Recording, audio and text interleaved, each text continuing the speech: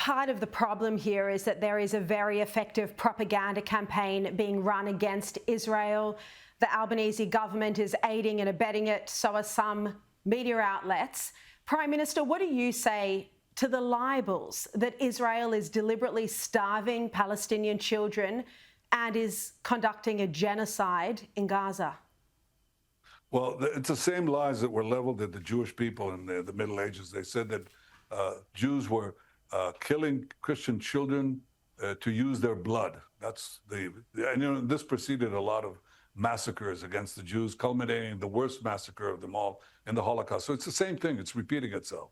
Israel is starving Palestinian children. What lies? I mean, we brought in 2 million tons of food into Gaza since the beginning of the war. That's 1 ton of food per every man, woman, and child. Hamas has been stealing this food and selling the remainder at exorbitant prices to the Palestinian civilians they claim to represent. That's what's causing the shortage. And as far as killing deliberately civilians, I mean, Israel has sent millions and millions of text messages, phone calls to Palestinian civilians telling them, get out of harm's way. Hamas has implanted itself in your neighborhoods, in your schools, in your communities. Get out of harm's way so that we can shepherd you to safe places. And many did, but many didn't, not because they don't want to, but because Hamas shoots them if they try to get out of harm's way. So Israel is doing things that no army has done. No army has done in trying to avoid civilian casualties. Just remember the Allies going into France or then into Germany, and they go into the cities. You think they tell the population, please leave so we can come in? You know, they bomb through, they blaze the way. I'm not condemning them. I think, I'm not saying Churchill in any way was at fault or Eisenhower, but Israel is doing, I'm just stating a fact, Israel is doing what no other army has done. Not in Fallujah, not in Iraq, not in Afghanistan. The lengths that we go to protect the civilian population has been unheard of. Yet Israel is being vilified, just as in the Middle Ages.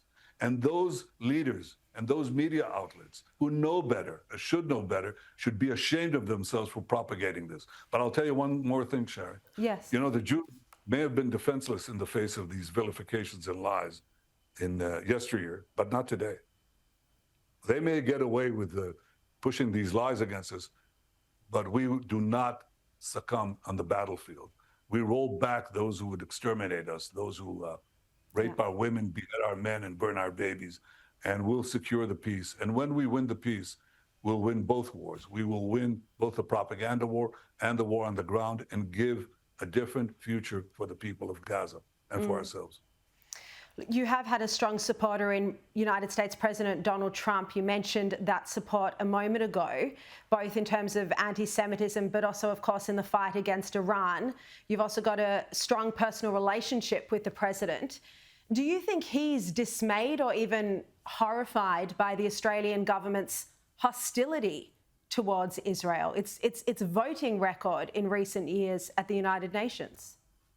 Well, it's certainly dismayed us, and I think he sort of said, what these countries say is irrelevant. And in the practical sense, he's right, because we're not going to commit suicide and put another Palestinian state right next to our doorstep in Tel Aviv or in Jerusalem, because that's the distances are tiny. Israel is like a fraction of 1%, I think, of Australia, just to give your viewers an understanding. It's a tiny country. And they want us to put in the middle of this tiny country another Palestinian state. Another, because we just had one, a de facto Palestinian state in Gaza. And what did the Palestinians do with it? Did they take care of their own people? Did they build up Gaza? No, they built it down into terror tunnels, for their terrorist monsters. And they openly declare their goal is, if you give them another opportunity, another state, they'll do it again. They'll kidnap people, they'll rape the women, they'll take the hostages, and they'll go to the extermination of Israel. That's their goal. So when Prime Minister Albanese and the leaders of France and Britain and others, when they say, oh, we'll give them a Palestinian state, they're actually rewarding terror. And they're saying, it doesn't matter what horrors you people do. It doesn't matter that you say that you'll go not only after Israel, but after the United States, death to Israel, America, death to the West. Last time I looked, Australia was part of the West, okay? Even though it's in the East, but it's our common Judeo-Christian civilization. They want to tear it down and destroy it.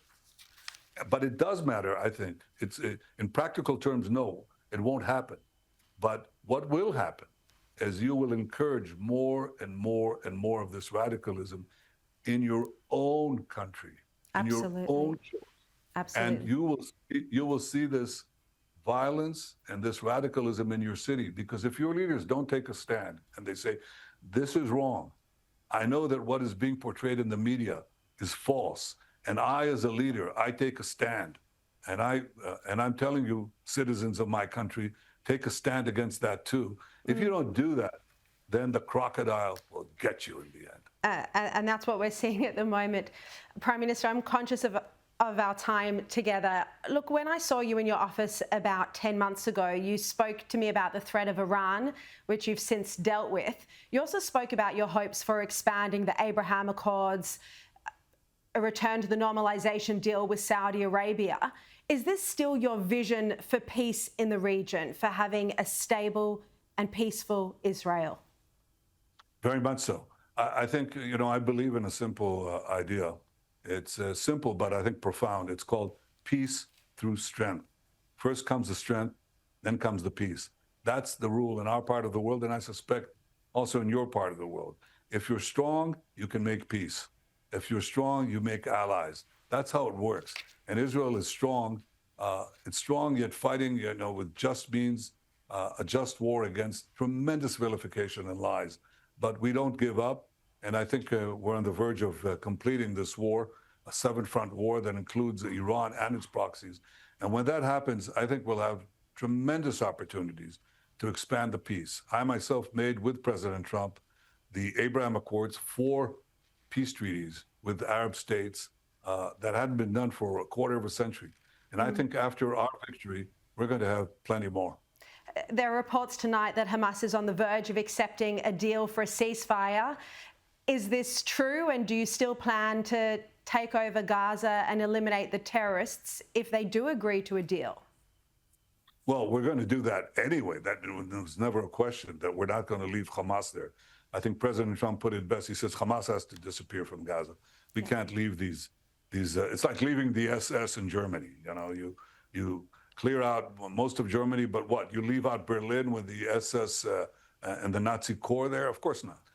But I've said that this war could end today. It can end it if Hamas lays down its arms and releases the remaining 50 hostages, at least 20 of which are alive. And that's our goal, to get all the hostages out, to disarm Hamas, demilitarize Gaza, and give a different future for Gazans. And by the way, you'd be surprised, Sharri, I don't think this was true when I last met you, but it's true today. We have Gazans fighting Hamas, and they say, so Prime Minister, don't stop. They're very brave. They fight Hamas. They say, free us from this Hamas tyranny.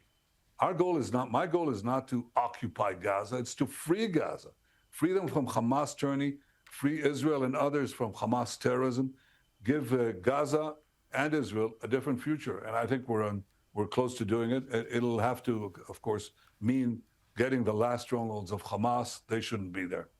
Everybody understands that. Get rid of the crocodile. Very quick last question. What will it take to restore the friendship between Israel and Australia? There's been a great underlying friendship there for over a century. In 1917, actually, in 2017, I had the 100th anniversary in Beersheba, celebration of the Australian forces along with New Zealanders who actually liberated Beersheba from Ottoman rule. And, we had the charge of the Australian Light Horse reenacted. It was very moving. And we've had a great relationship over the years. I think it's been gone astray because I think leaders did not show the strength and conviction that they should have when we're fighting the war of Western civilization against these barbarians. And I think, ultimately, most Australians will get it. If they don't get it now, they certainly got it. I think many of them will get it today, and many will get it once we finish this war and give a future of peace and prosperity. I want to assure Absolutely. you and I want to assure them that we will win. Prime Minister, thank you enormously for being here, for being so generous with your time today. We greatly appreciate it. Thank you. Thank you, Sharri.